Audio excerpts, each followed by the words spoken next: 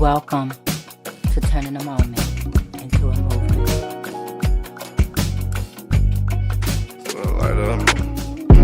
This little light of mine, I'm gon' let it shine. I'm gon' let it shine.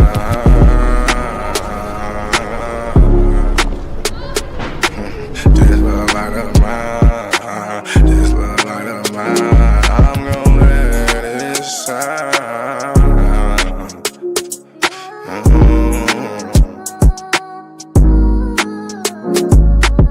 This little light of mine, I'm gonna let it shine.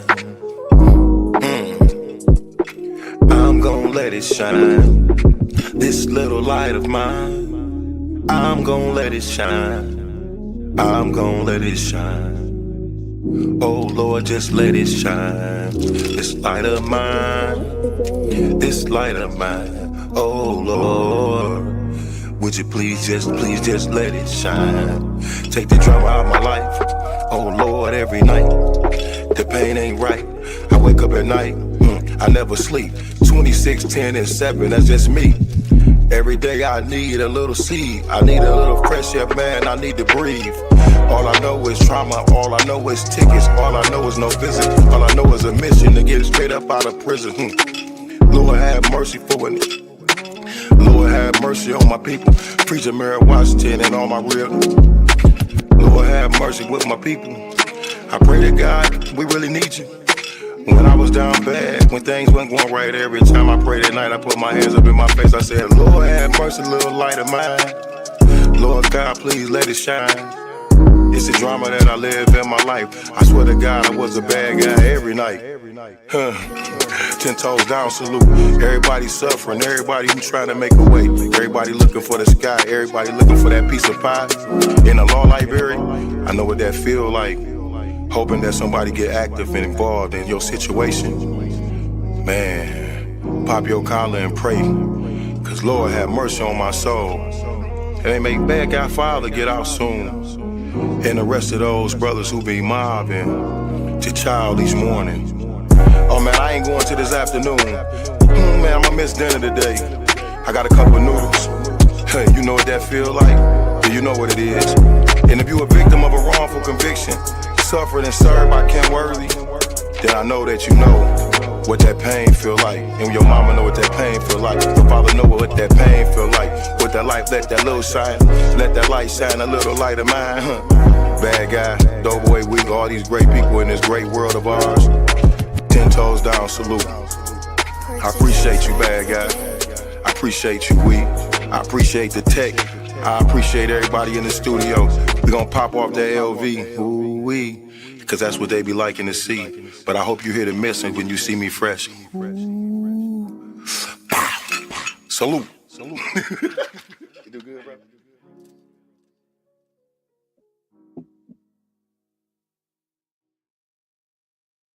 Hi, greetings, everyone. Thank you for joining us tonight on Turning a Moment into a Movement. I am J Love, and I represent the Justice for Gerard movement also. Gerard is my son who was wrongly convicted of a crime that he didn't do, innocent, and he went to prison for that crime.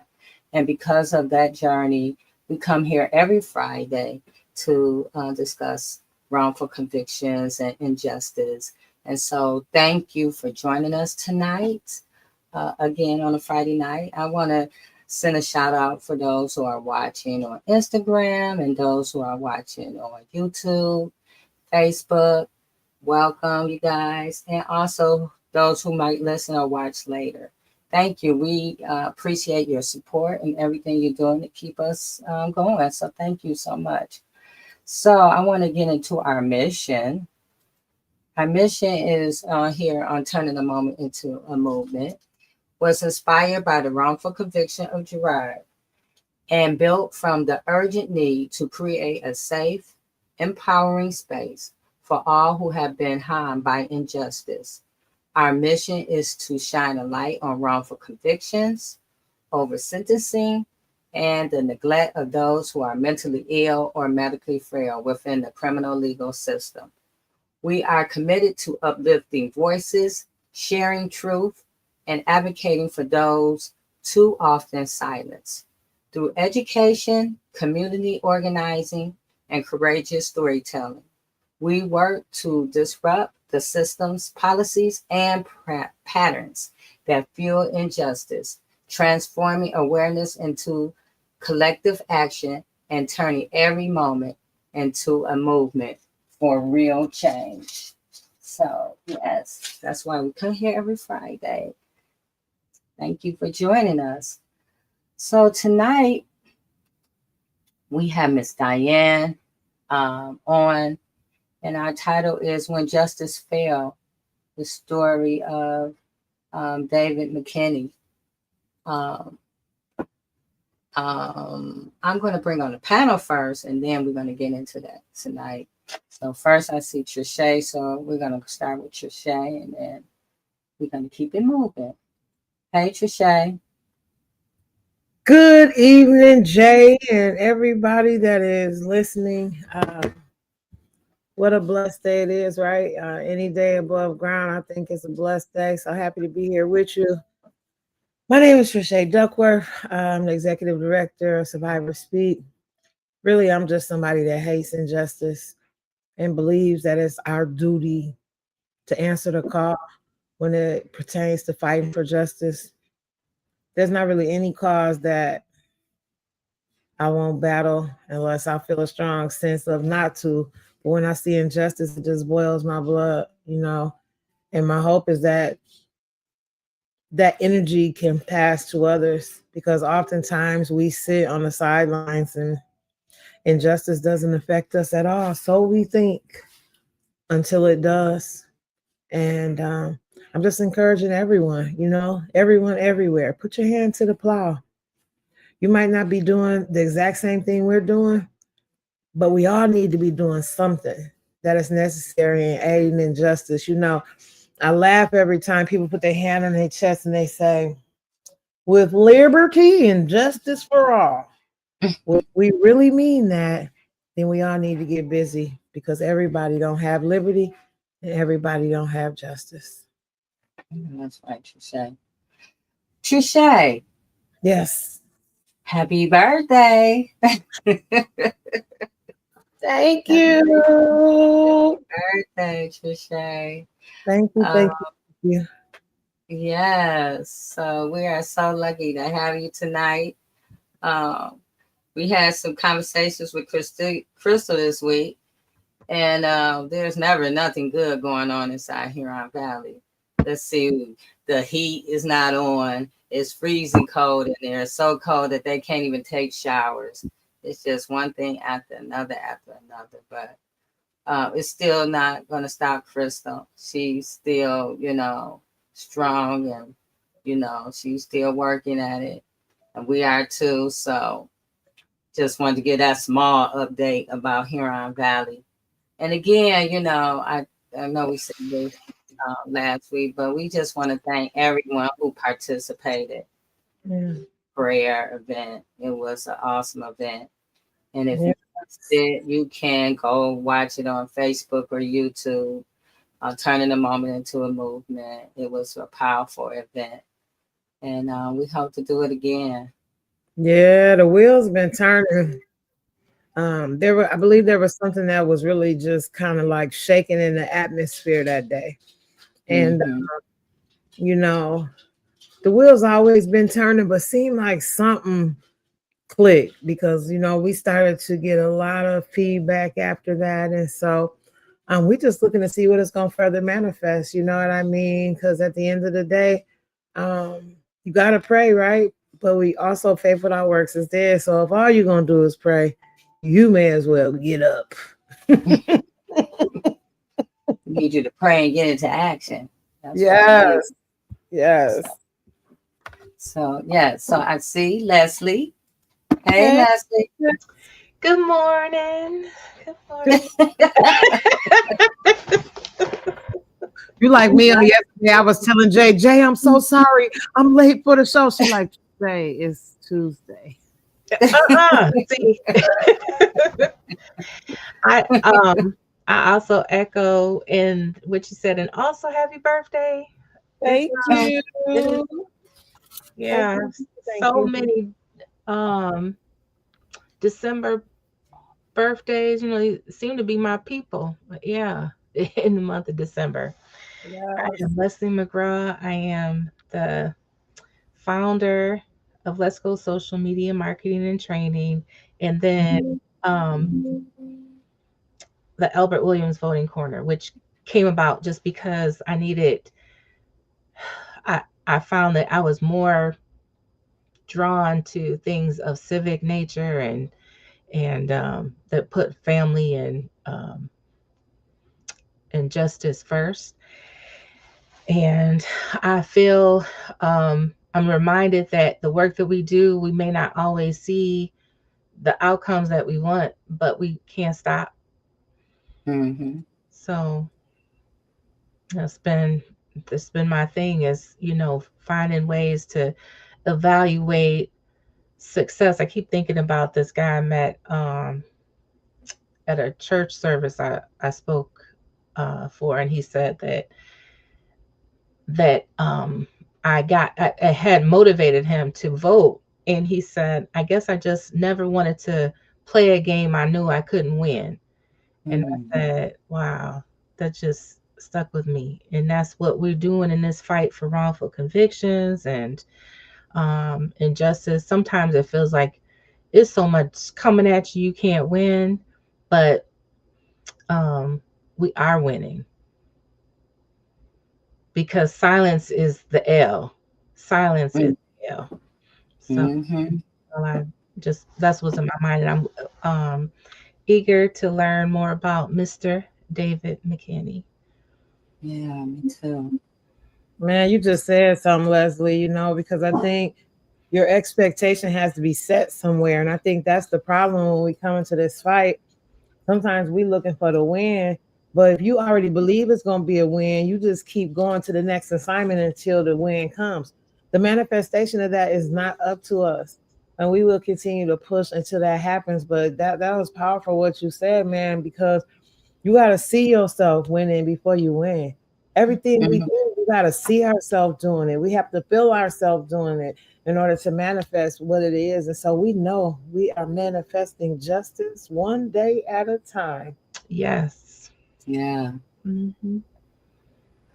So tonight we're going to bring truth to the forefront and shine a light on a case that has been buried under years of injustice and corrosion and ignored evidence. We're talking about David McKinney, a man who has spent over 2 decades behind bars for a crime, and the evidence showed that he did not commit.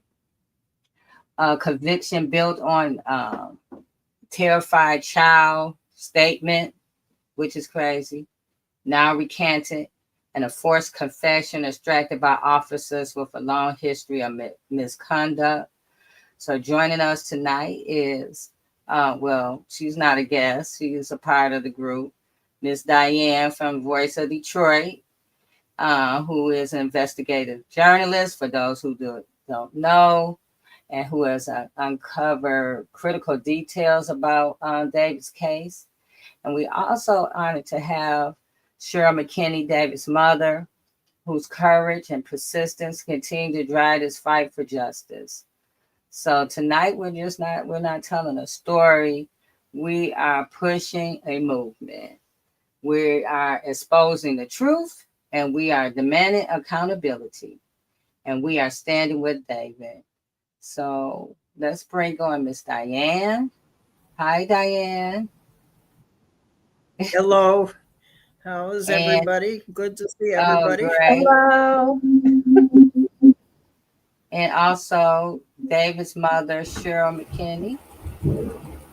Hello. Hi, Cheryl. Hi. How are you tonight? I'm good. Great. So, Miss Diane, welcome again. Okay, good to be here. Let's talk about David McKinney, and then we're going to talk to Cheryl. Okay. You want to start with Cheryl or? No, we'll start with you, and then we'll go to Cheryl. Okay. All right. Well, the story that I just published on David McKinney's case is a story of a wrongful conviction by repeat offender Inkster cops. It's a part of a series of stories that Voice of Detroit has done on wrongful convictions by cops like Anthony Del Greco, who was the main instigator in this case, along with other police officers, including Gerald Hill, that were involved in David's case. And the conviction of David McKinney was an atrociously fabricated conviction, where the police recruited Anthony Del Greco and his co-partners in the Inkster Police Department, recruited a young child, 14 years old, and told him what to testify to about a horrific crime. It was the death of,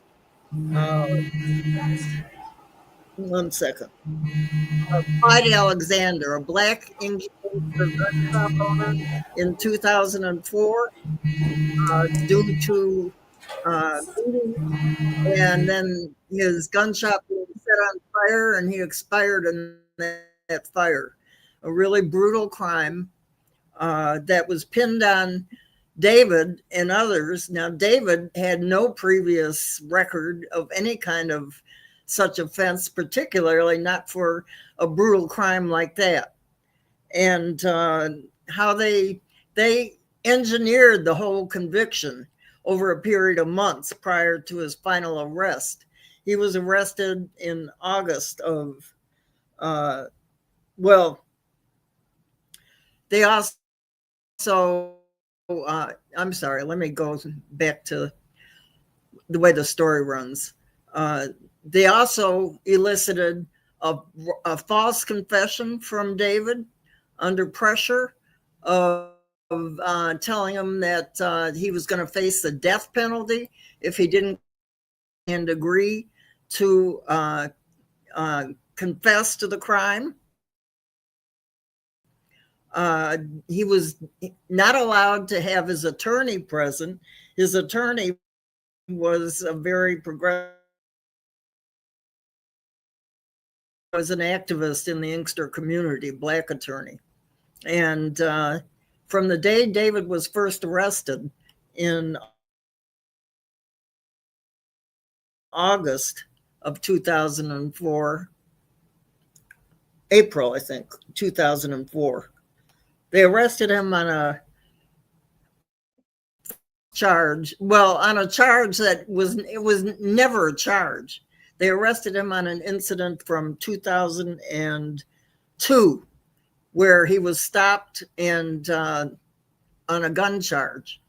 And I believe that's what it was. My memory, Cheryl can probably correct some of the stuff that if I'm getting anything wrong.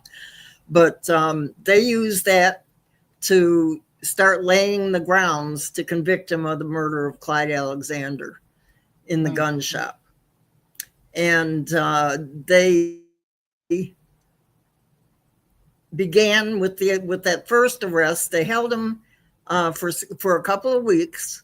And during that time, they concocted evidence against him. They went in his cell and got the blankets that they had given him deliberately and used them in a false, a fake police dog trailing that didn't end up producing anything. But in one of the chief things in his case is that the private investigator, Vicky Yost, who's a well-known private investigator in the legal community, and also known to Wayne County Prosecutor's Office.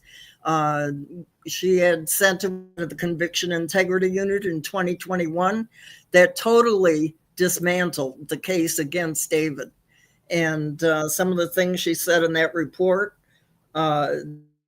the only independent witnesses the day of the crime describe a white male fleeing the scene, private investigator Vicky Yost. There is no evidence linking David McKinney to the crime scene or any guns or other items taken from the same. The background facts and physical description do not match David McKinney. She also reports that the Wayne County Assistant Prosecutor Elizabeth Walker, who talked to her about Anthony Del Greco, the offender, the cop offender in this case, that she told Vicky Yost, Del Greco is a liar and you cannot trust anything he says. Walker named 3 cases where he had lied to the prosecution and she was willing to testify in court about those matters. Those cases are listed in the story in a box. And they're basis for serious Brady violations because none of this was disclosed during David's trial to the defense, the other things that he had committed. And so when you read the story, let me go down to that part.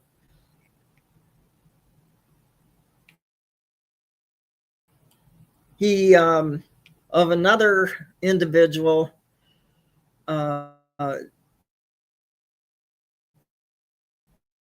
advised, where Walker was advised by the female witness that she had been held for 2 to 3 days and given multiple statements.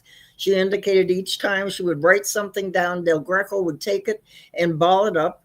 Walker reviewed the full Inkster police file and located multiple statements that were wrinkled, consistent with the female witness, and was told she was provided with only 1 statement. Charges were adjourned and later dismissed, called U.S. versus Cican, C-I-C-A-N, from 2001. In that case, he manufactured evidence regarding a bomb threat that the person was convicted of making, and falsely convicted. He had manufactured phone evidence, and that's explained in my article. So, and in her report, she also she says police misconduct, possible perjury. Detective Anthony Del Greco testified in the Walker hearing in the McKinney case on June 24th, 2005. In the Walker hearing, he testified McKinney was arrested on another case unrelated to the homicide investigation. Under cross, he reasserted that he was arrested on a narcotics charge. That's what it was, in narcotics. August 19th of 2002. Denied the narcotics warrant was a device to bring McKinney into custody. No physical evidence exists linking David McKinney to the crime scene or any guns or other items taken from the scene. And this whole case,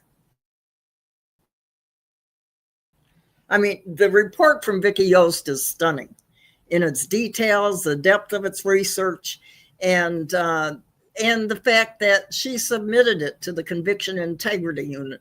And later, there was, they denied, they refused to take the case, as they did in the case of another Robin Hammond, whose case I'm covering. I'm still working on a story on that.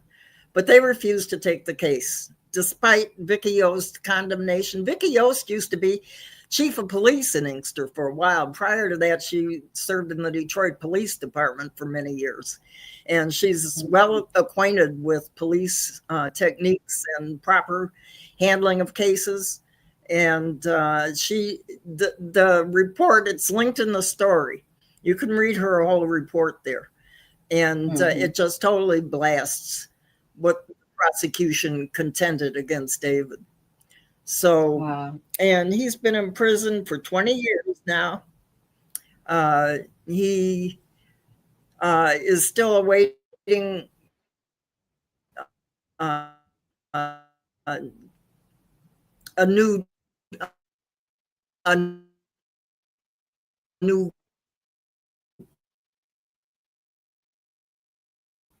I think Diane, Cheryl, court Diane is buffering. He wants to have a new court hearing.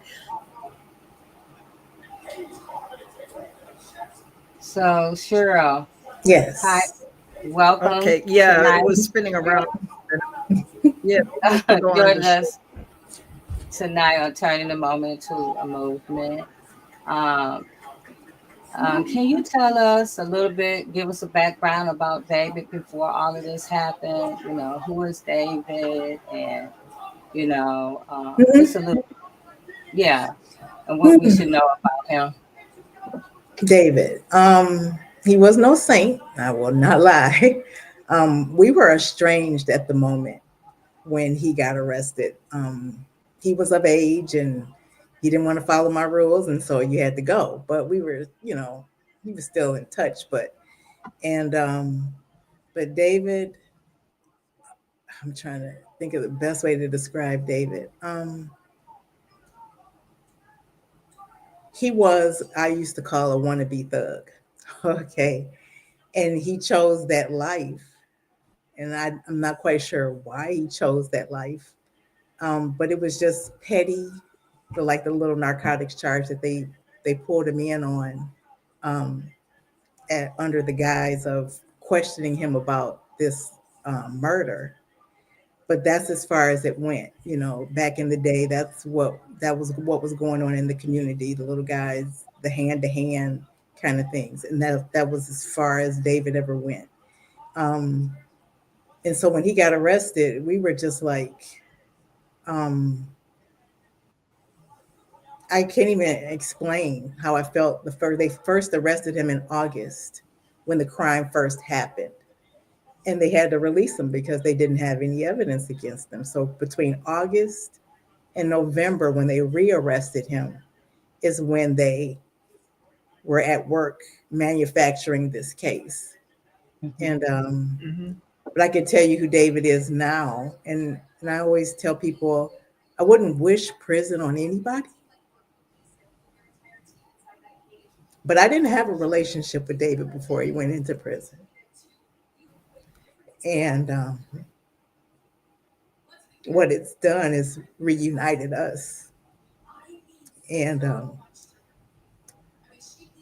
I tell him every day how proud I am of him. He's handled it the way he had. I mean, we've had some bumps along the way because he kind of got caught up in the drug scene there. And that was like 2 or 3 years of pure hell. And he's been clean since February of this year and is conducting himself in a manner that is beyond anything I would have ever thought I would have seen out of him. But he is a kind soul. It's hard to explain. He was never,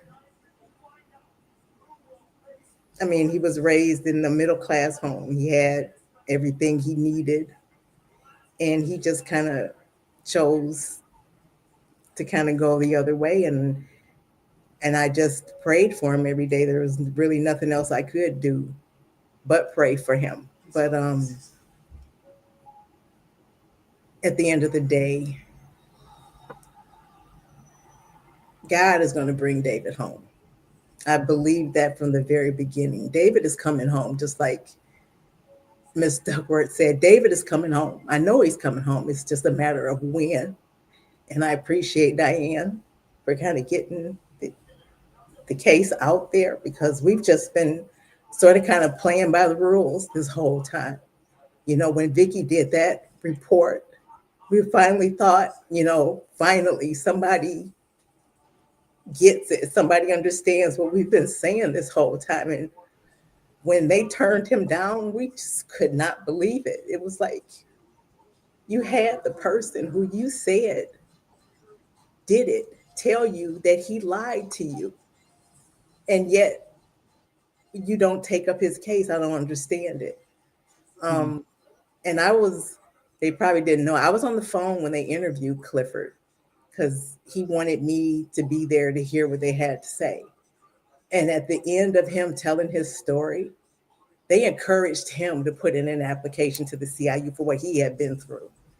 And I couldn't believe it, and he told them from the beginning. He told me when we found Clifford in 2020. And unfortunately, it was right before COVID hit. And when COVID hit, everything shut down. You couldn't do anything.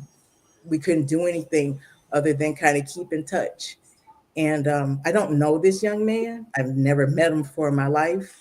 I've spoken to him on the phone a handful of times. But I believe him. His story lines up with the confession that they got out of him. I've got a copy of the confession with Del Greco and McLaughlin interviewing him, and they did a transcript of it.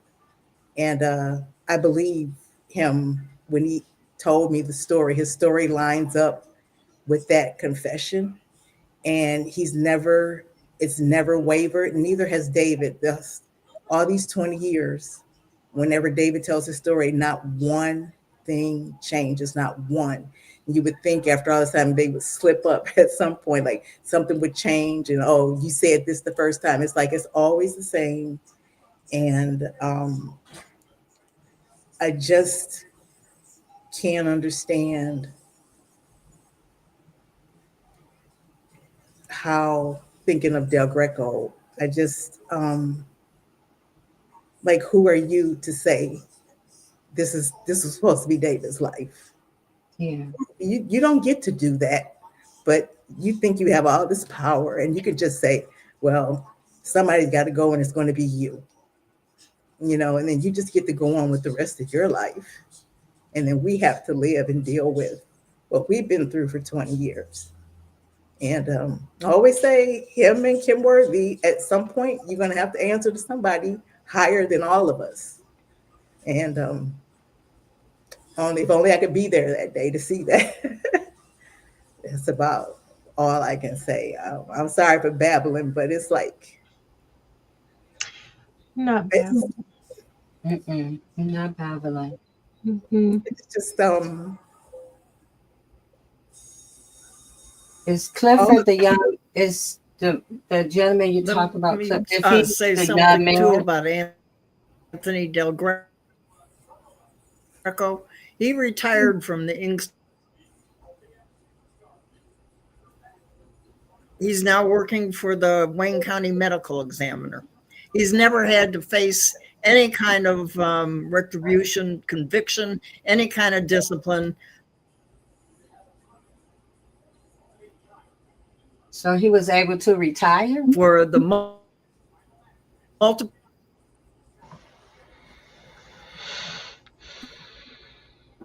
wrongful convictions he's been involved in.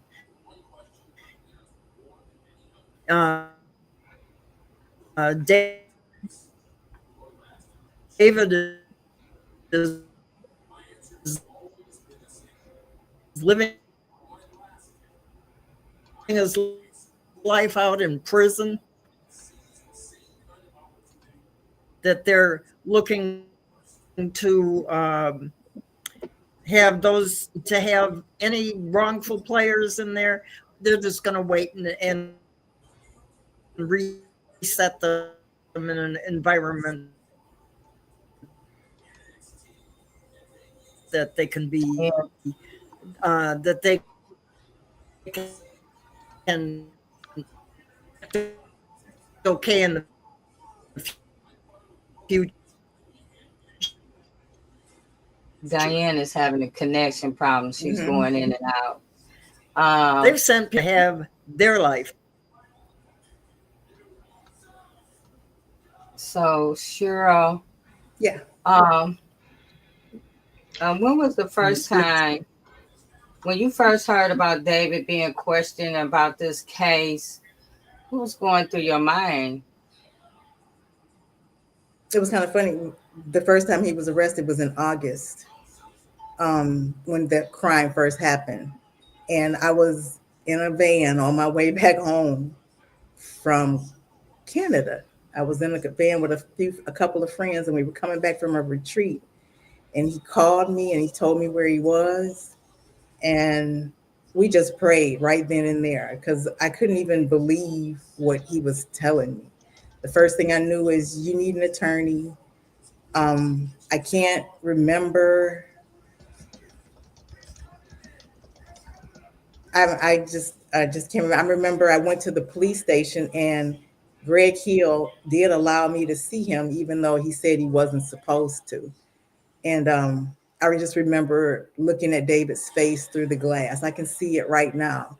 He was terrified. You could just see the look on his face. He was, I want to say he was 21 at the time, but David was younger than 21 in his mind. I could tell you that he wasn't an adult in the sense of the word, that somebody who is taking care of himself and out and about doing things. David wasn't there yet. And I could just remember the look on his face. I could see it just in my mind. He was terrified. And I'm like, well, I don't know what to do. And you don't know what to do either, but we knew you need an attorney, you know? And I got him an attorney. And it's just, don't say anything to anybody, you know? And the first, because so in August, of course, they couldn't hold him. They didn't have anything to hold him on. And I remember his attorney telling him, if they ever arrest you again, you know, call me, don't say anything. And when they rearrested him in November, David knew not to say anything, and I want my attorney, but they never turned his phone on. So he wasn't able to call his attorney. And so in the meantime, while he's not having access to a phone, is where they're getting him to write this statement and letting him know that we've got somebody that can put you there at the scene.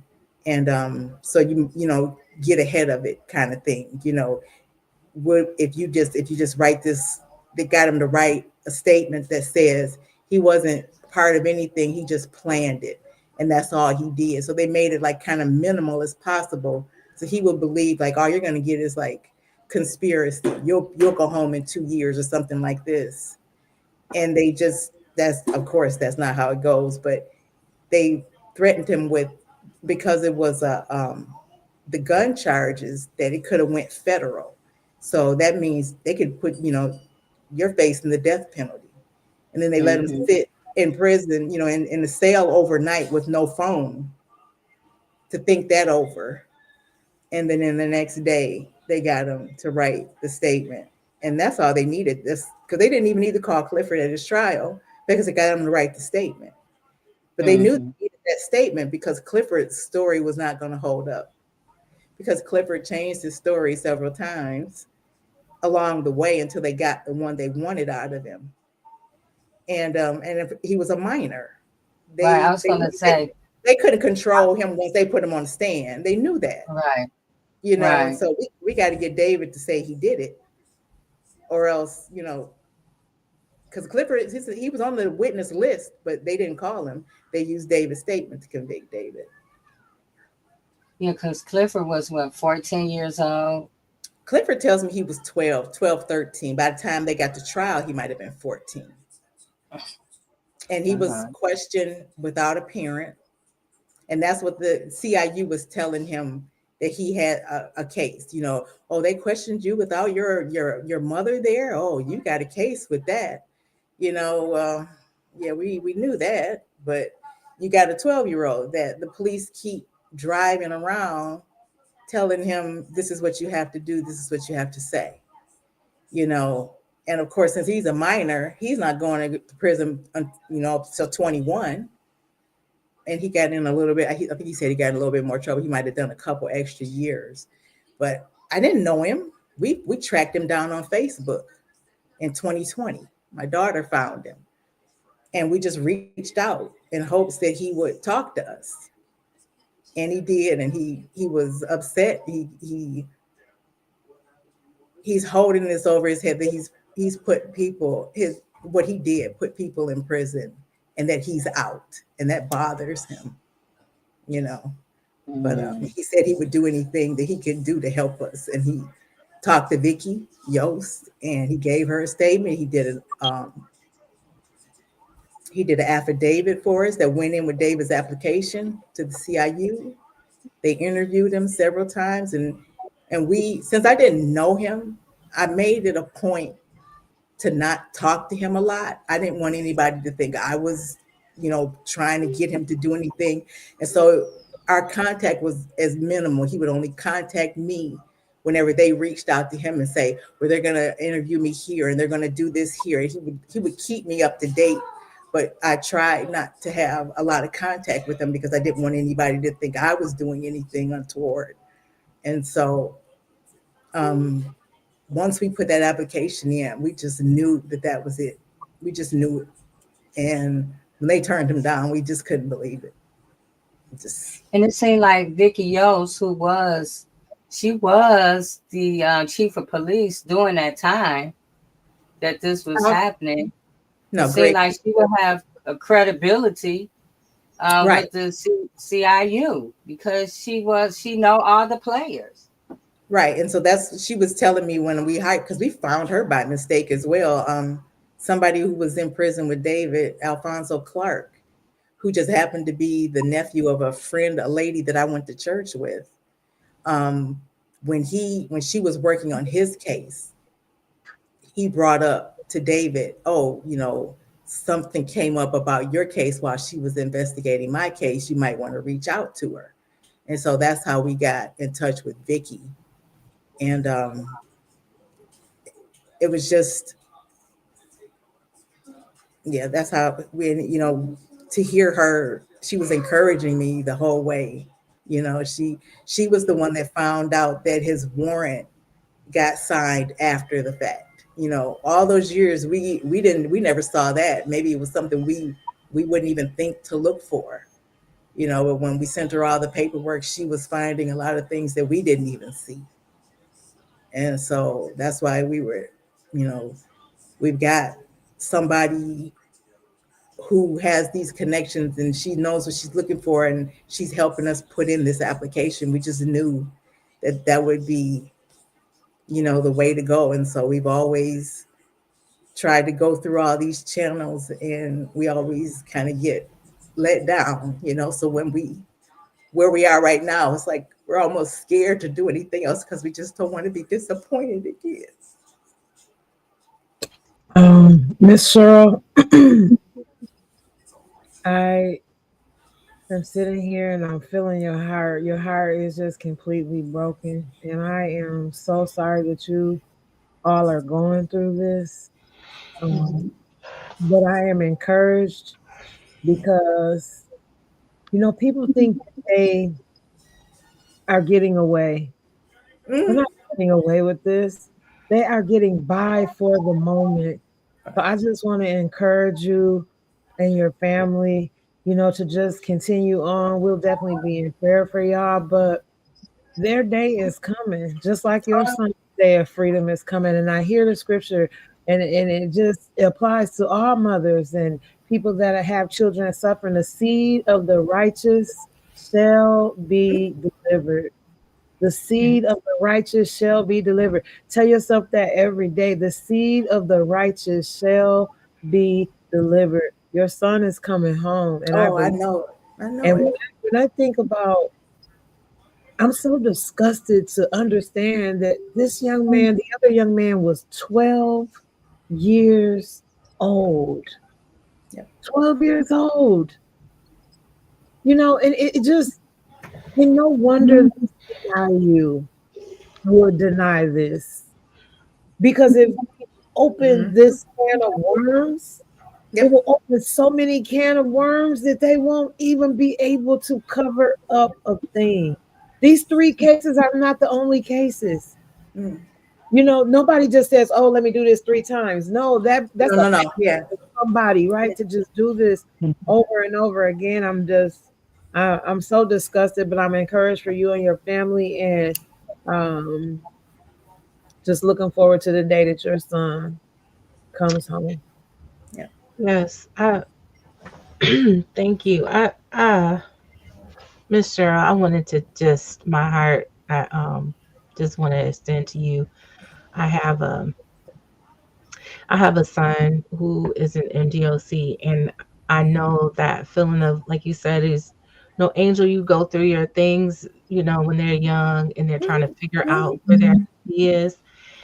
And one thing that I know is, because when he first got in trouble, everybody asked, what did he do? What was he into? Blah blah blah blah. Why did Yeah. like they want to know all the details. So I was like, and I'm reminded when I worked, so I worked 14 years in higher education, and a lot of times we'd have like student interns and this and that, or graduate students, and I was saying that other people's children are able to be children until their late 20s or better.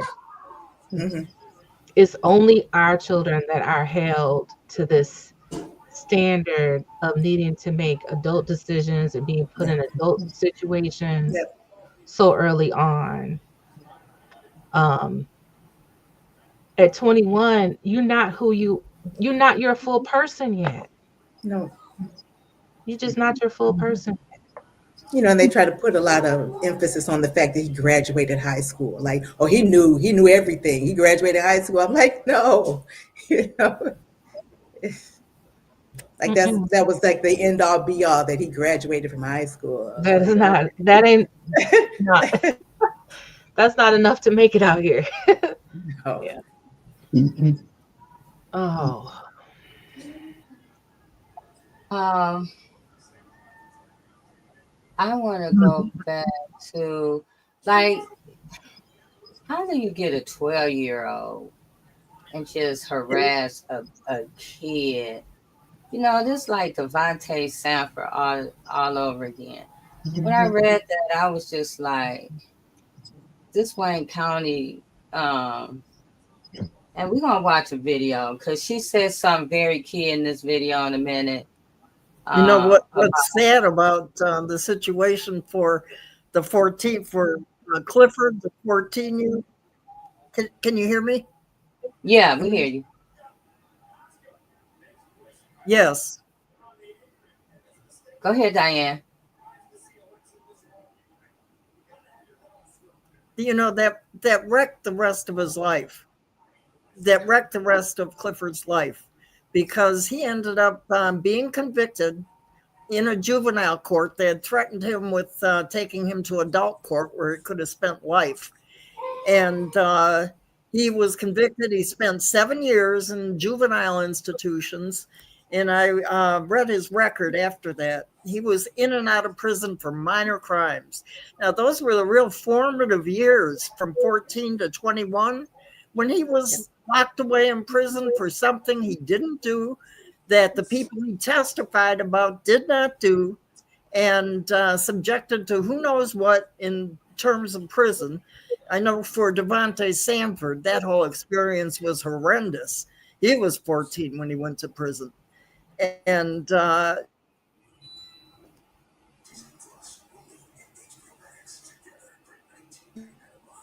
you can't Devontae even went to prison. imagine. He lost his I eye. deleted his full name from the story. Get him any unneeded.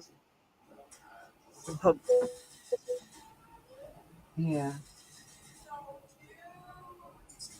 So I know I saw this in Miss Diane's story, sure, but were you ever told that multiple other gunshots were robberies was happening around Michigan at the same time?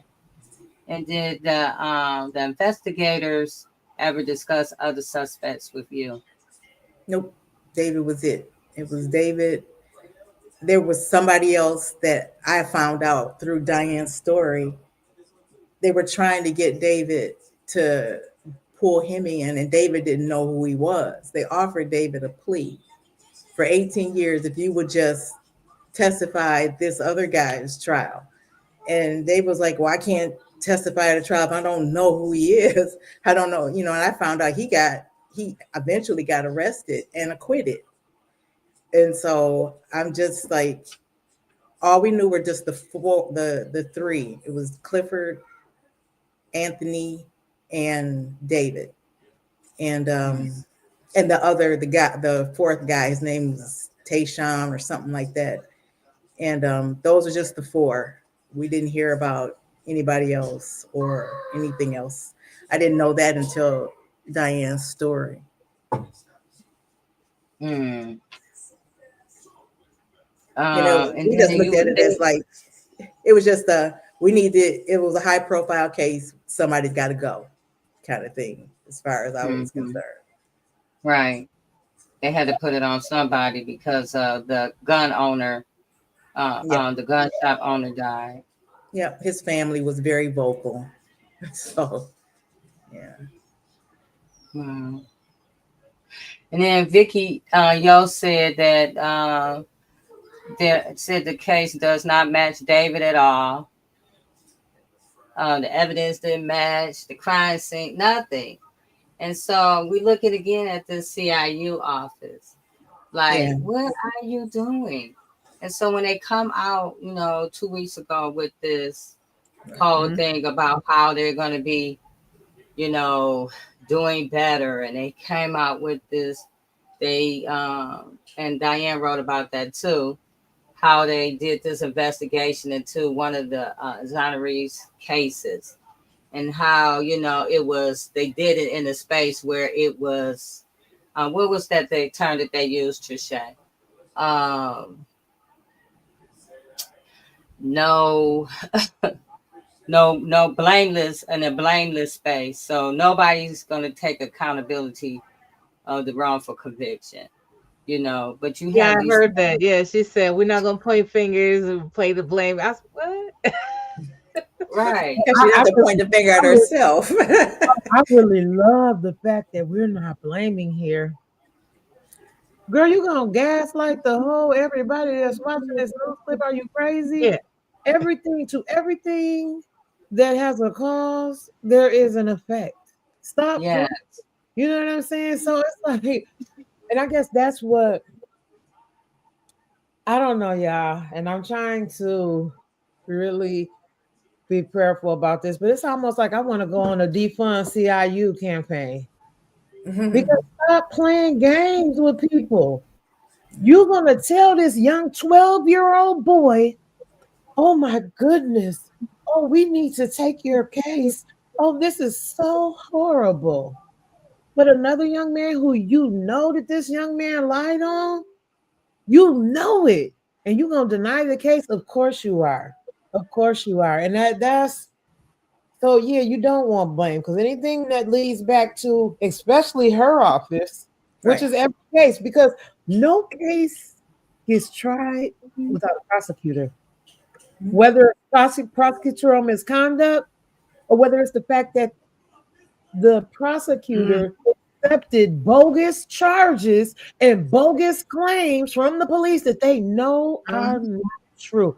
Either way, it falls back at your door, and you are to blame. So you can stand in this blameless facade or myth if you want to, ma'am. But like, I know you watch these shows all the time. The blame is on you.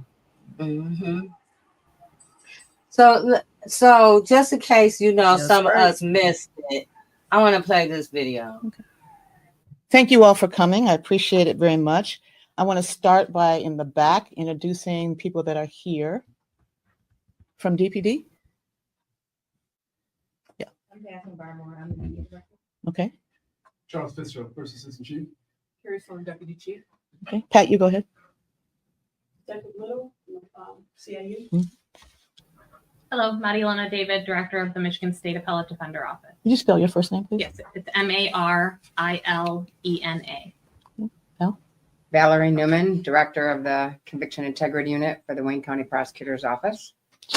Todd Bettison, Chief of Police, Detroit. Tracy Brame, Director of the Cooley Innocence Project. Spell your last name, please. Brame, Brame. John? John Holloway, Senior Advisor at the Quattrone Center for the Fair Administration of Justice at the University of Pennsylvania Carey Law School. Thank you. So we are here to talk about some real innovation that's happened here in Michigan. And as Mr. Holloway will tell you, I believe this is the first of its kind. First of its kind in the state of Michigan. But I first wanted to make some introductory remarks and say, when I first established the Wayne County Prosecutor's Office Conviction Integrity Unit in 2017, the first in the state of Michigan, by the way, I wanted several things to be clear. That no prosecutor's office should be afraid to look in earnest at its previous cases, that this was not going to be a unit in name only. And I think that was proven when I hired Valerie Newman, who this is, I want to say her life's work almost, doing this type of work, and that we were going to be serious about this work. We would not wholesale do anything, and we would be deliberate and thorough throughout the entire process. And among other things, we would learn valuable lessons along the way, and perhaps even figure out a way to lessen wrongful and unjust convictions. I knew nothing about the Quattrone Center at that time, but I learned about it several years later. Of course, I found out very quickly that Valerie Newman knew all about it, and I was committed to finding out more, and that led me to learning about the Sentinel review process that we're going to be here talking about today. Before then, I always wondered what we would constructively do with what we were learning in case after case after case in the CIU. I did not know that there already existed a vehicle to take a deep dive into a singular exoneration case. And that would, of course, the Sentinel review, which you can hear about today. Director Holloway will talk about that in a minute, but I personally wanted and pushed for this review for one of our exoneration cases. It took a while to happen because first it was cost prohibitive.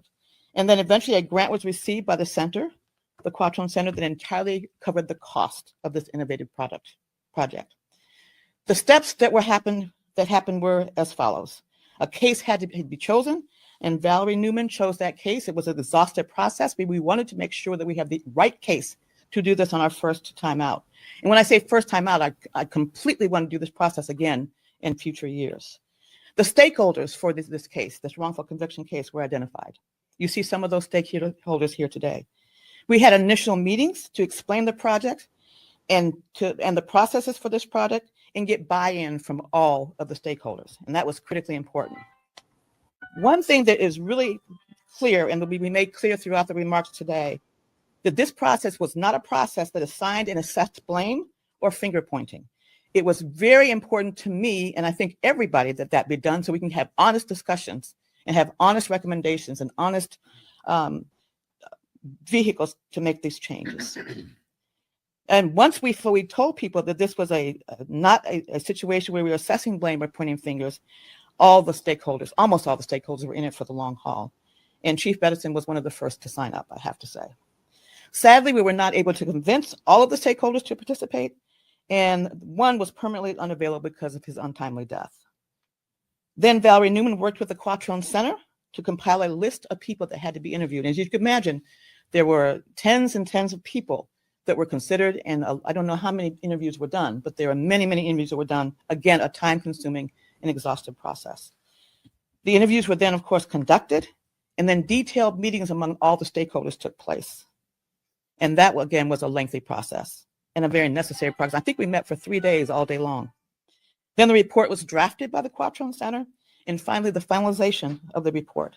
The full report is 54 pages long with a 6-page executive summary, but I hope really that you will read the whole report. And all this process lasted for 18 months, and in my view, while prickly at times, it was well worth it, and I hope, as I said before, to repeat this process again with another case in the future. There were many recommendations made, and it was heartening to know that quite a few of the recommendations, specifically as it results to the Detroit Police Department and my office, had already been implemented or were in the process of being implemented for that change before this review even began. There are some recommendations that we still must work on. Some will be difficult, and many will require other members of the criminal justice system to participate and acquiesce. Some of these recommendations, one of them in particular, will require a revisit by the Michigan Supreme Court in the way the law is directing us as prosecutors now. And of course, resources, and this will be a surprise to no one, are always an issue, especially when you have a huge office like we do. We're the largest in the state of Michigan. We do over 60% of all the criminal cases in the state. It's probably higher than that, probably close to 65 or 70. And also the volume when we have an office like mine, it's hard to implement some of these changes, but we intend to try. We're not going to let that be a barrier to making some of these recommendations work. We can always be better and do better, and we are committed to doing so. So if we can help Director Holloway, I knew I'd make that mistake, to come up and talk about the Quattrone Center.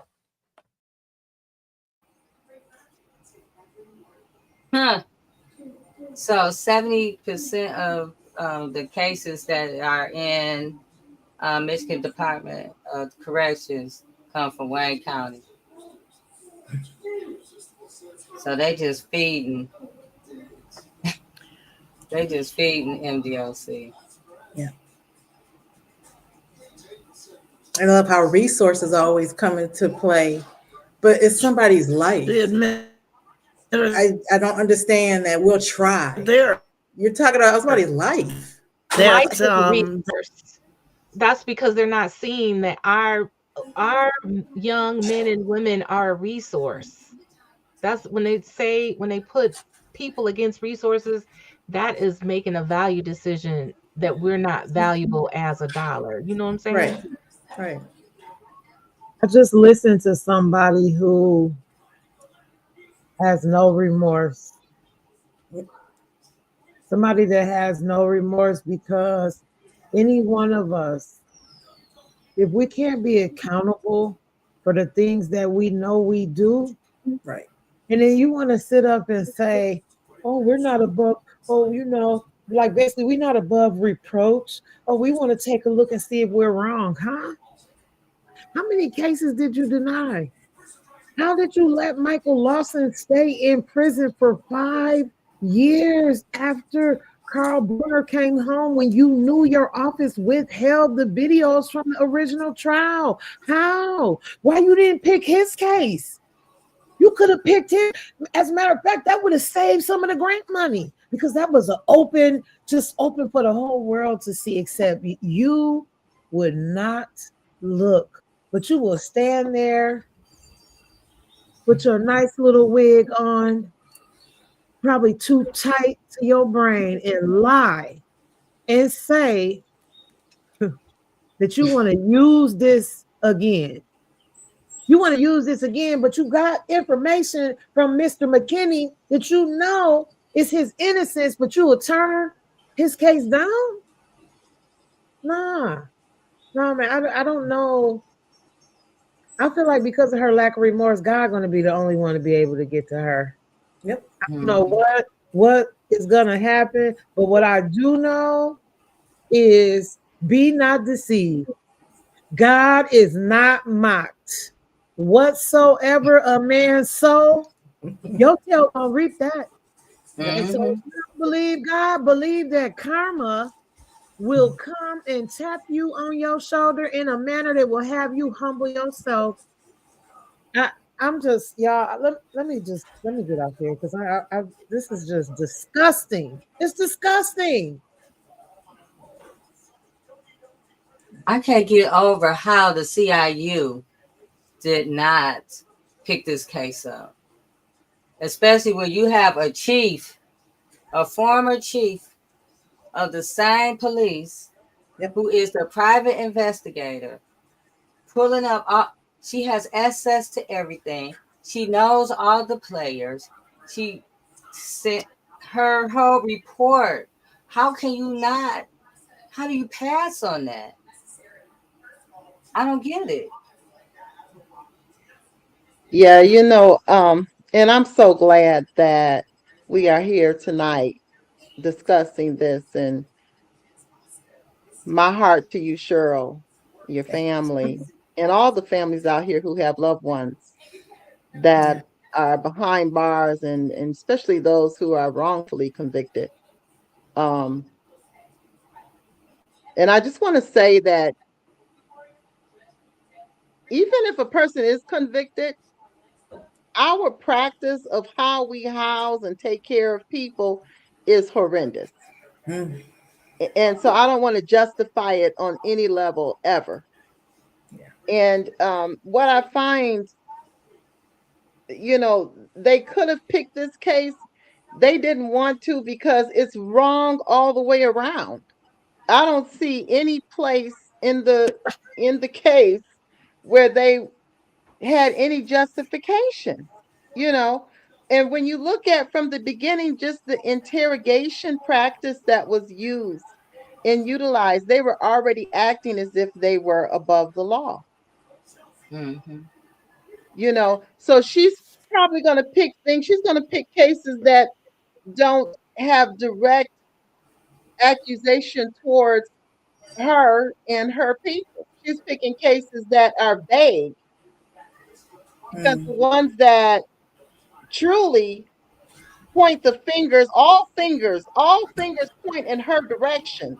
Fingers and toes of bodies, all of these bodies pointing towards her and the administration. So you want to tell me that's not clear?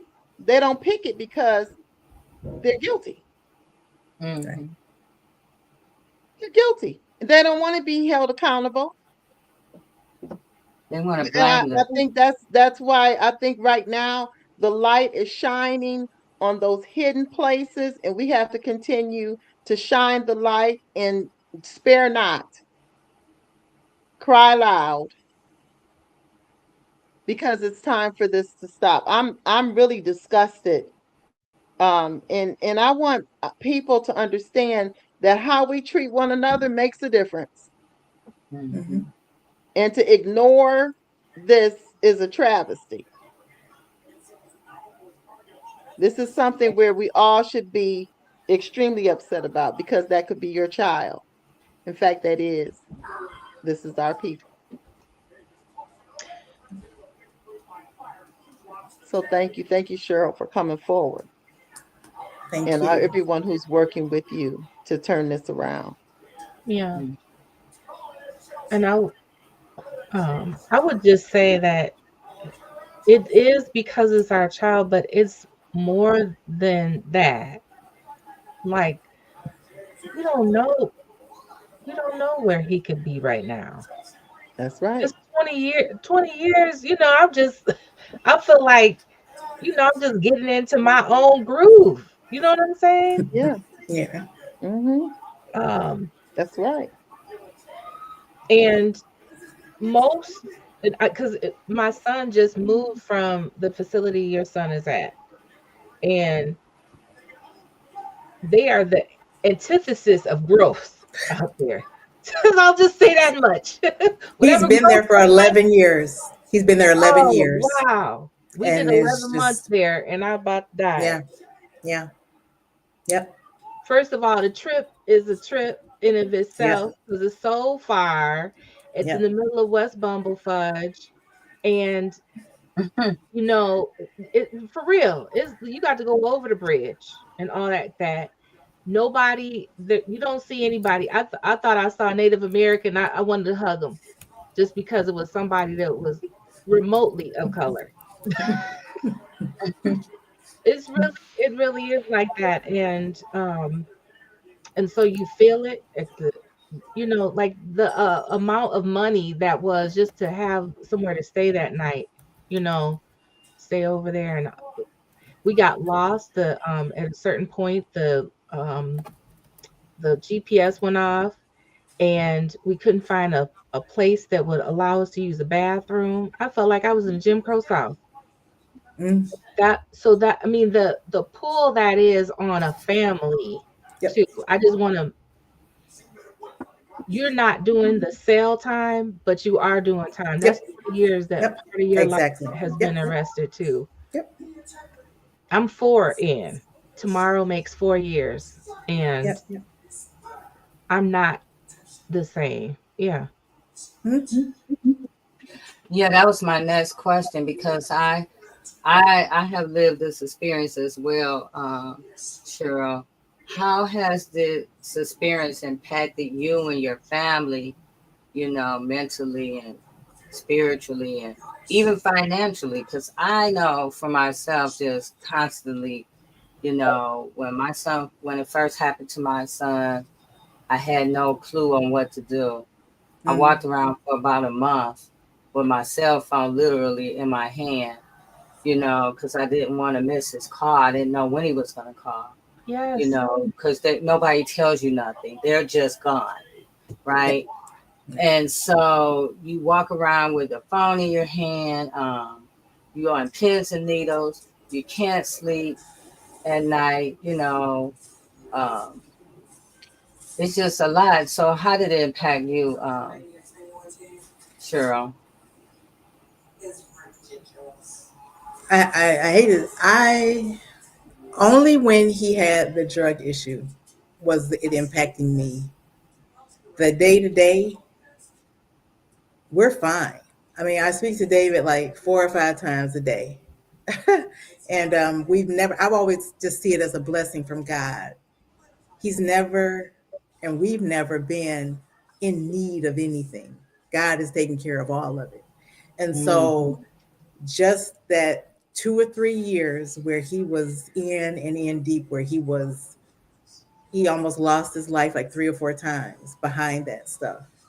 And the money that I had to pay to get him out of trouble was more money than I've spent just to keep him in what he needs. But it's brought us closer. The only person he's lost his granny,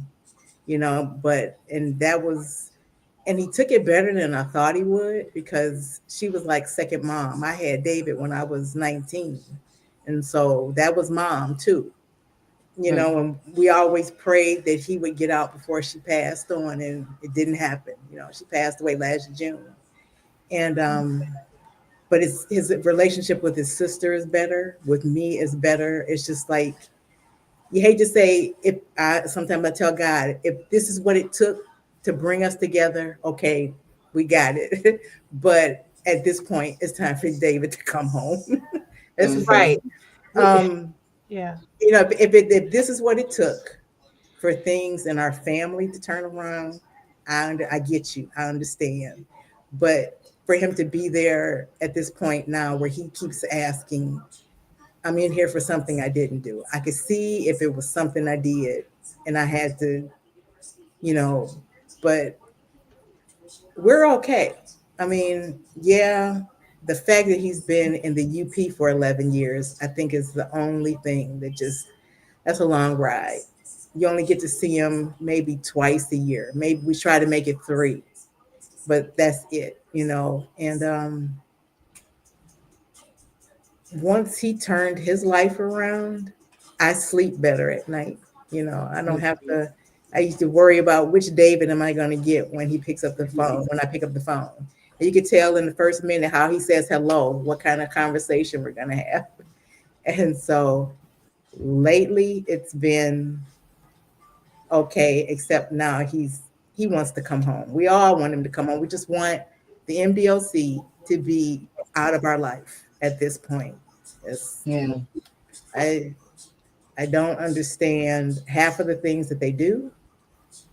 A lot of it doesn't make sense. A lot of it just adds another burden to the family, to jump through a billion hoops just to do something. And you can't send them this and you can't send them that. And that's allowed, but not that. And it's just, and some of it doesn't make any sense. It's a book. What is he going to do with a book? You know what I'm saying? Just like the little nonsense things. Right. That just don't make sense to me. But the family is closer because of it. And I don't know if you can say it fortunately or unfortunately. It's but we're tired. We're tired. Yeah. I was going to ask you what keeps you fighting. Because God promised me the David got sentenced, that David was coming home. I've never had any doubt in my mind that he was coming. It was just how, when. So I've never had any doubt that David was coming home. Yeah. It's just, who knew it was going to be 21 years later, but he's still coming home. I know he is, and I think, I hate to say he'll be a better person because of it. His whole mindset has changed. He's grown up there, but he hasn't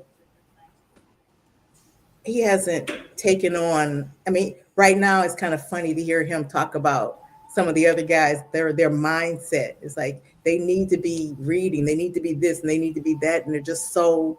A lot of them are just so still in the streets in their mindset, and David can't understand that they can't get past that, and that when you come home, you can't go back to that. Who wants to come back here? You know? And so he's sort of kind of the old man in his group right now. He's 42, but he's older than most of the young men there. And it's a bad thing. He doesn't have people his age to talk to or people in his mindset to talk to. And he gets lonely a lot. David, I think that's the main thing. He gets lonely, with just having a conversation that doesn't have to do with the streets. you know, and because he's not there anymore. Right. And so I thank God for that. You know, he's taken some classes. We paid for him to take some classes, you know, to try to keep his mind focused on something positive to do, and to get him through the day. And so, Diane, so Detective, what's his name, Del Greco, in your article, you discuss how he's been linked to different cases, how he's been linked to all these different cases, and now you say he's working for the Wayne County medical examiner's office. So how he can, you know, jump from one space to the other with no accountability. What that tells us about, or you, or any of us, about the system.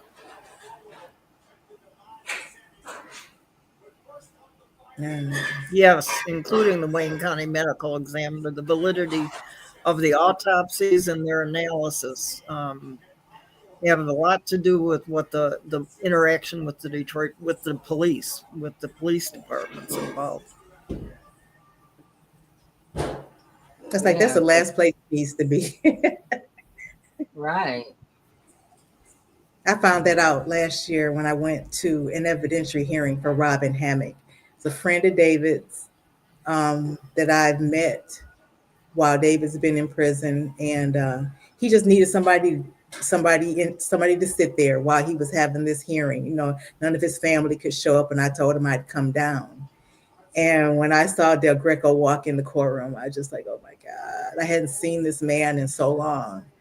And, you know, they called him as a witness, and still don't understand why Robin is still in there after what he testified to, because he contradicted what he said at his trial.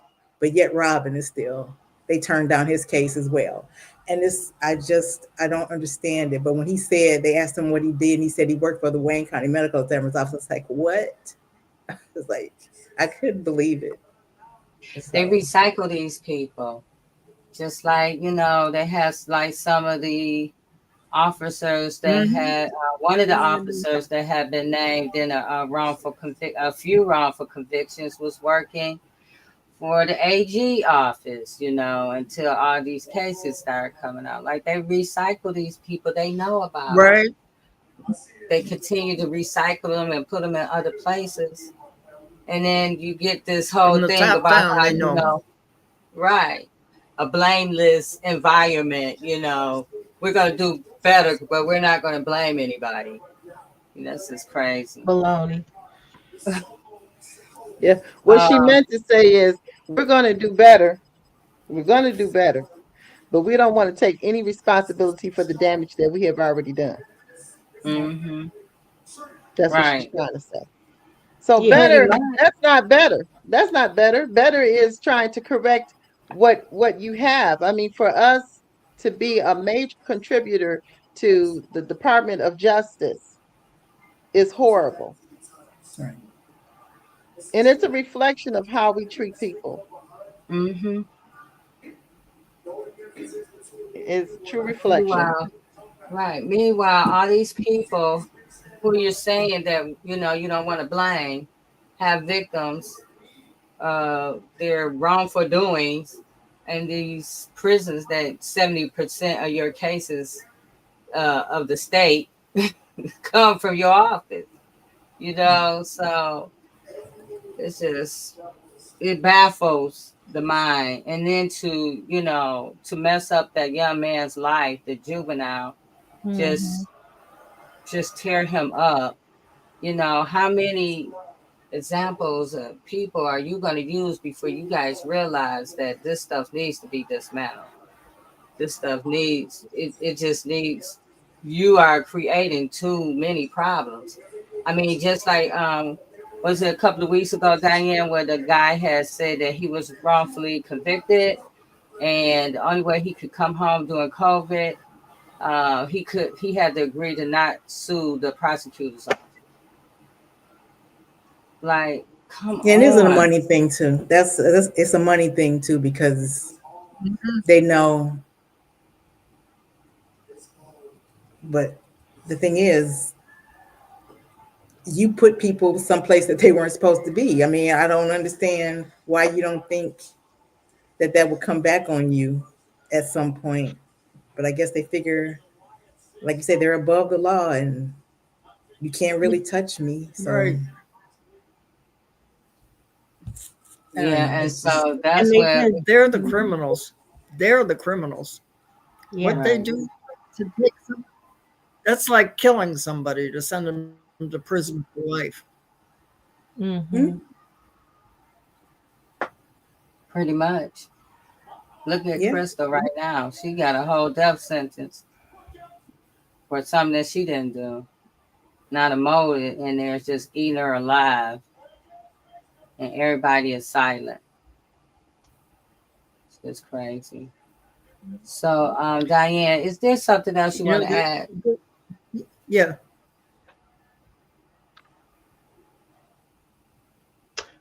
Kevin Haynes said, well, yeah, there is some hope on the horizon in this state, and that's because of. Hello? Yeah, Can you we hear listening. me? Yeah. Can you hear me? Okay. Yes. Yeah, there's some hope on the horizon in this state because of the Michigan Supreme Court. We have a Supreme Court that has, I believe, 5 women and 2 men on it. And one of the men is Noah Hood, who's a black judge. The others are women, black and white, who have been issuing some very progressive decisions. And one of the cases that I wanted to mention in conjunction with David's case is his arraignment was delayed beyond the time that they were allowed to hold him.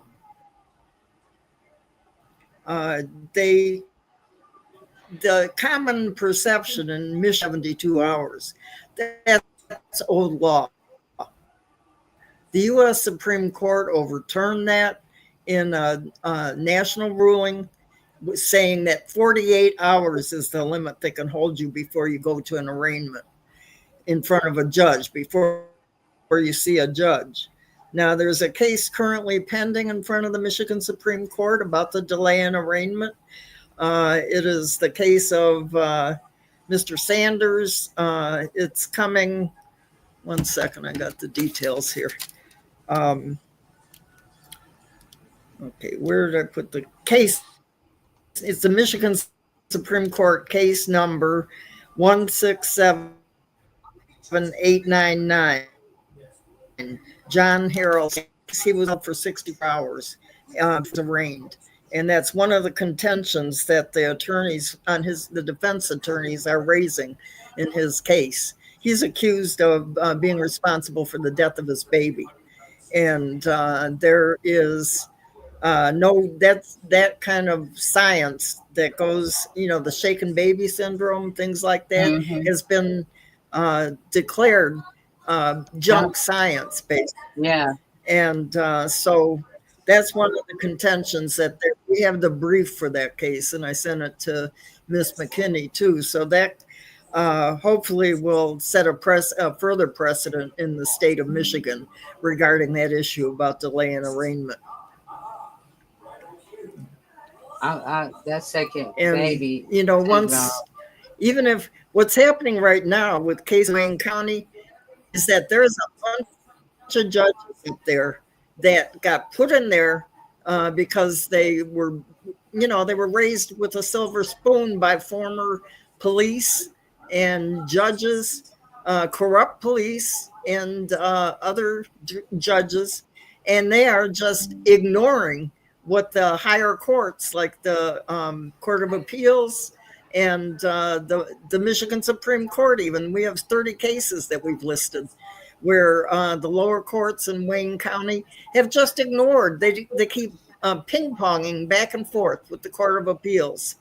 And the thing, once you get in the courts, you've got to keep on fighting till at least you get to the Michigan Supreme Court. Mm-hmm. Okay, that's something that David should look forward to too. once he has a new complaint filed. There's so much his case that they would be open to. I'm not guaranteeing anything, of course. Oh, yeah. Can't do that. Right. But I'm hopeful in Yeah. that case. So, Cheryl, how can we support you? What do you want the community and people that's watching to know, and how can they support you? And David. That one I don't know. We're just, I guess, just prayer. You know, I started a GoFundMe a couple of weeks ago after Diane's story came out, because at this point we're going to have to try and find Clifford all over again. Like I said, I have not kept in touch with him.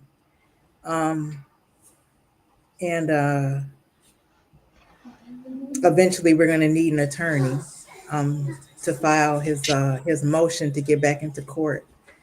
But just prayer that we can hold out until it's our time, you know.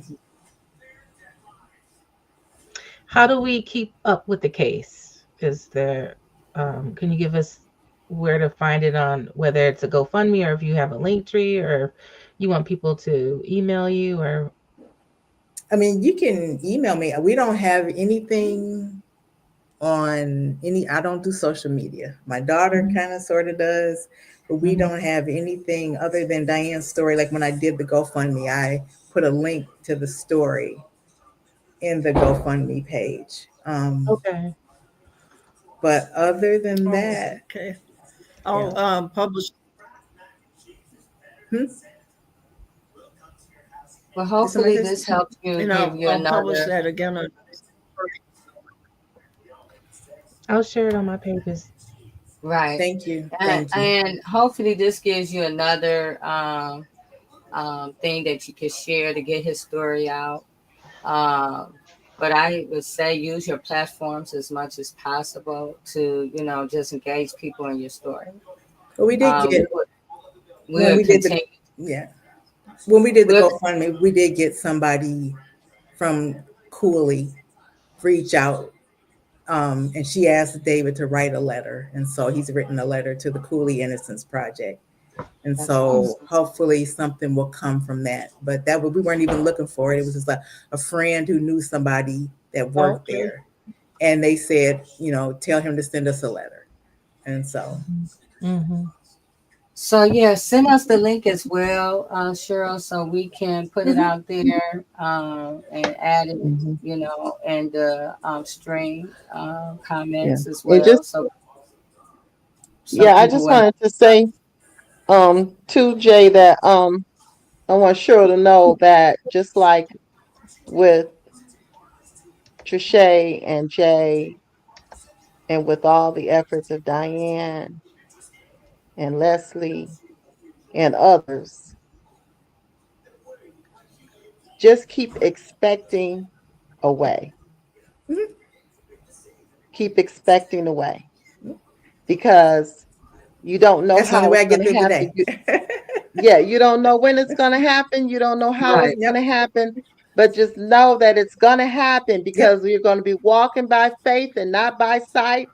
All of your body, your intellect, your mind is being governed by faith and not by sight. And there's going to be a way, but we just don't always know what vein it's going to be. We don't know which way it's going to happen, but that path is going to light up. And he's coming home, and we are in agreement with you. We pray with you. We are in agreement. We stand in agreement, and we're two or more are gathered in that power. It shall be done. And I appreciate you this evening. Oh, I appreciate you all. I really do. That's the only reason why I'm still standing after 21 years. The only reason why I am still standing here is God. He's carried us this whole way. No doubt. No doubt. Yeah. I'm glad I got a chance to meet you. So in person next time. Yeah. I appreciate you all. Thank you. Yes. Yeah, just stay connected with us, and you know, you have my email. Just send me, you know, the link and everything, and we'll continue to push and pray. And if you have any anything new come up or anything, just contact us. I'm sure Diane would contact me, and we're, do a follow-up story on this. Hopefully this also helps get this information to what's his name? The young man, Clifford. Yeah. Get this to Clifford. Maybe he'll by chance see this and reach back out or reach out to Diane. I'm just stunned by the whole thing. I can't be surprised because they always that prosecutor's office always have some weirdo stuff going on down there. So but we're gonna let's stand with you. Thank you. Thank you. So Diane, before I hit the Diane, sure, is there anything else you want to, the viewers to know or to leave us with? No, that's it. I just appreciate the platform. Thank you. You're welcome. Diane, is there anything, you got going on?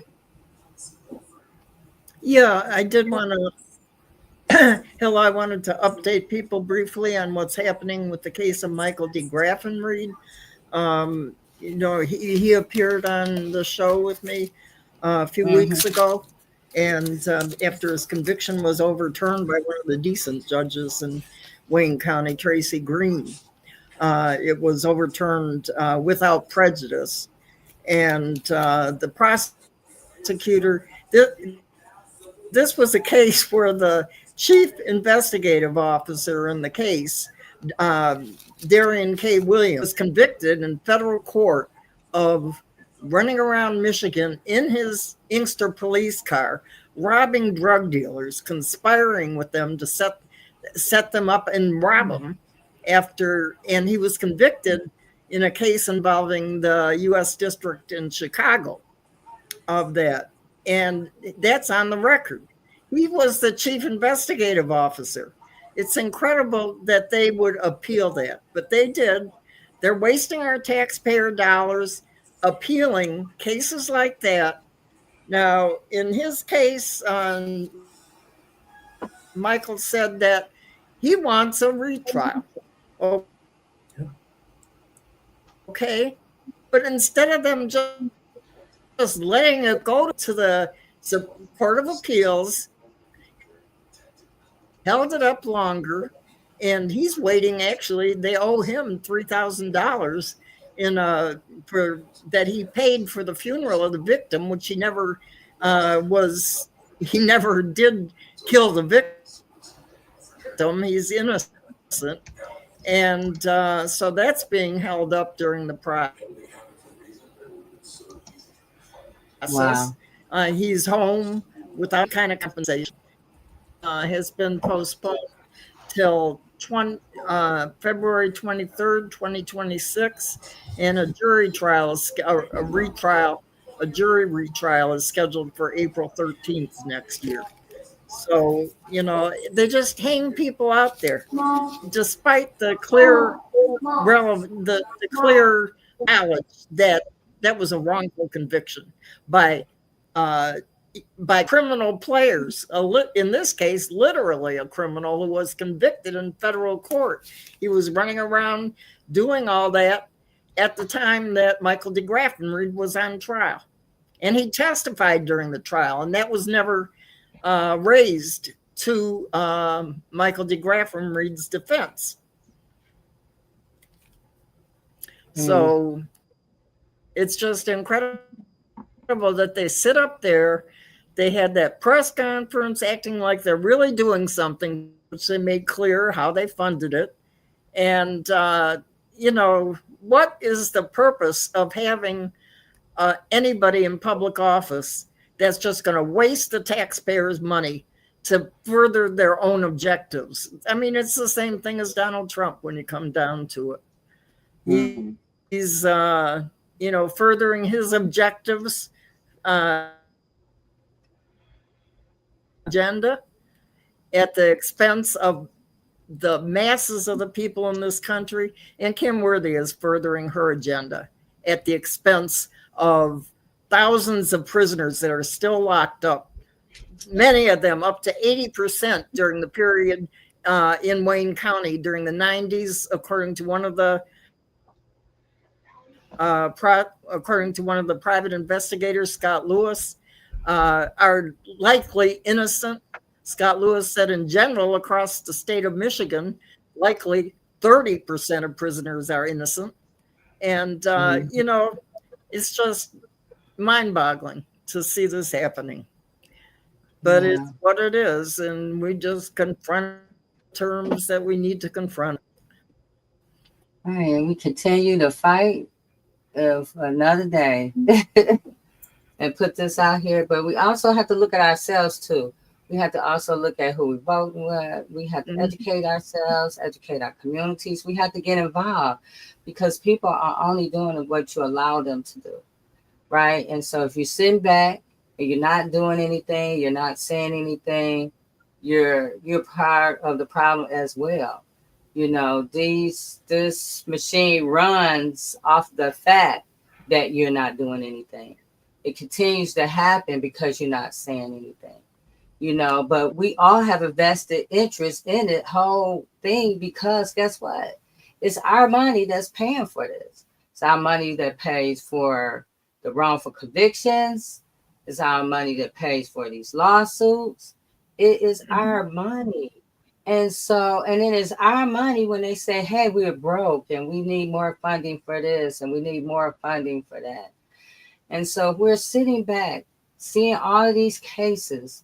And it's been a flow of them. It's not just one or two here and there. It is constant flowing out.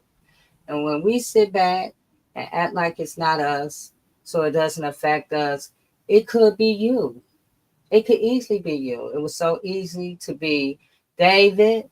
It was so easy to be Gerard. It was so easy to be Larry. It's so easy. It can happen to anybody at any time. So we have to get involved because we're sitting back paying for our own demise. You know, these people they're saying, hey, this is a blameless situation. So that means there's no accountability. And they get to hop on from department and continue to work with no accountability and then have a pension and live their life happily. Meanwhile, your loved one is sitting in one of these mold-infested, toxic prisons off of the fact that these people did something and nobody's going to hold them accountable for. So it's up to us. We have to change our mindset to want more better. You know, just because she said we're going to do better, that don't mean nothing if the better is not bringing people home. So we have to do it. It's up to us. We can't keep waiting for somebody else to do it. We got to do it. So that's about it, you guys. Did you have something, Leslie? Yeah, I just had a couple of things for people who might be listening and not being able to see the GoFundMe that the McKinneys have. It's under GoFundMe, and then it's Help David Fight for Justice and Freedom. So it's under David McKinney. Also, I don't think we said Diane's whole name. It's Diane Bukowski, and that's the voice of Detroit. So that's Bukowski. And I think she is still out for, or has a donation platform. Is that correct? To continue to do this work, because investigative reporting is very difficult. I'm a reporter, but I've mostly been a community reporter in the past and journalist. So people do not That's pay. what's so important right now because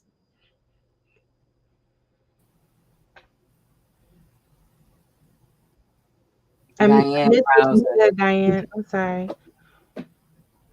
Her browser is messed up. But yeah, you're right. It's so important. And And most people only see mainstream media, and that's where all the money goes, but it's also owned by, the people that don't need us. Right. So we have to support local media, we have to support it. And I want to bring up the little R word. I'll send this out to Jay. I think she has it. But next Friday at 11:30, I will be having a discussion on reparations. And Trisha Duckworth and Alex Thomas will be part of that conversation, along with my friend Mr. Ashworth, who's actually traced his family by dollar. Like how much people have made off of selling family members by dollar. So I'm excited about that talk, and hopefully we can have that conversation. Yes. Thank you, Leslie. I'm going to be watching that. Yes. And it's important that we, that we do participate in this, in these kind of conversations, because the more we participate in these conversations, we can have these conversations with others. And the more we're having conversation, it ignites people and to get into action. So thanks, Leslie. Graviteer, you got something coming up? Look, rest and relaxation. I hope that's what I have coming up. I have coming up that I'm not going to be going to any stores. That's what I got coming up. I'm going to be spending time with my grandbaby. That's what I got coming up. I mean, I'm taking out time to do what is right for me. And I think getting back with the family, setting precedents, letting them know what, we got to have these conversations with our loved ones and stop faking the funk out here, y'all.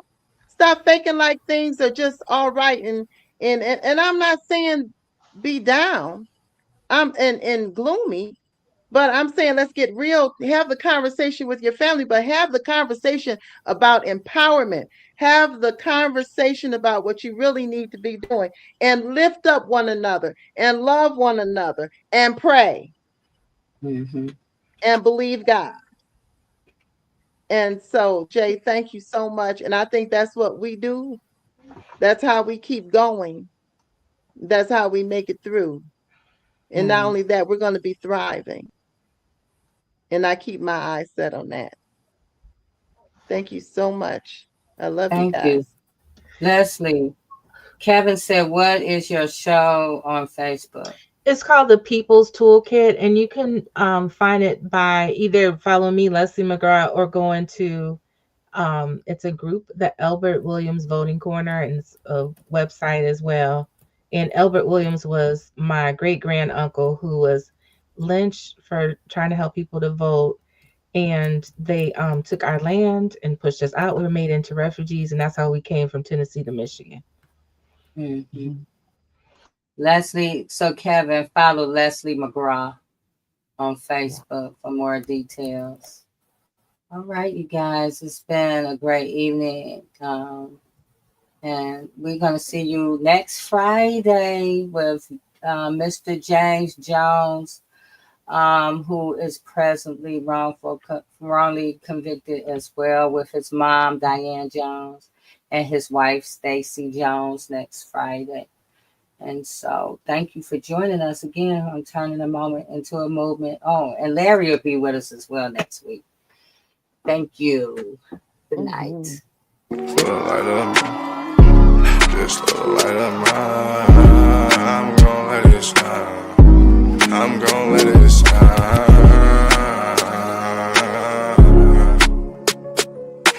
Just a light of mine. Just a light of mine. I'm gonna let it shine.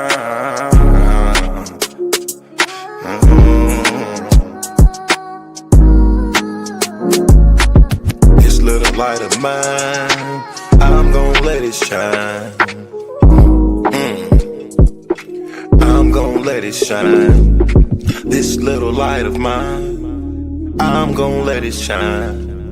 I'm gonna let it shine.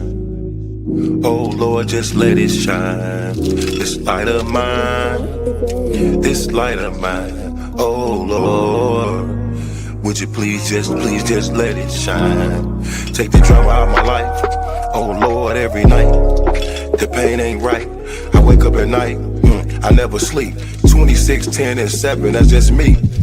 Every day I need a little seed. I need a little fresh air, man. I need to breathe. All I know is trauma. All I know is tickets. All I know is no visit. All I know is a mission to get straight up out of prison. Lord have mercy for it. Lord have mercy on my people. Preacher Mary Washington and all my real. Lord have mercy with my people. I pray to God, we really need you. When I was down bad, when things weren't going right, every time I prayed at night, I put my hands up in my face. I said, Lord have mercy, little light of mine. Lord God, please let it shine. It's the drama that I live in my life. I swear to God, I was a bad guy every night. 10 toes down, salute. Everybody suffering, everybody who trying to make a way. Everybody looking for the sky, everybody looking for that piece of pie. In a law library, I know what that feel like. Hoping that somebody get active and involved in your situation. Man, pop your collar and pray. Cause Lord have mercy on my soul. And they make bad guy father get out soon. And the rest of those brothers who be mobbing to child each morning.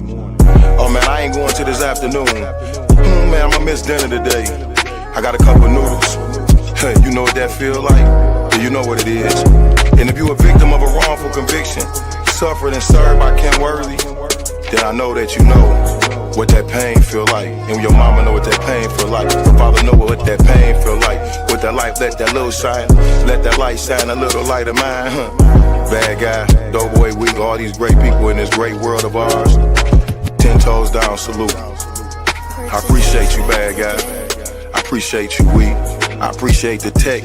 I appreciate everybody in the studio. We gonna pop off that LV, ooh-wee, because that's what they be liking to see. But I hope you hear the missing when you see me fresh. Salute.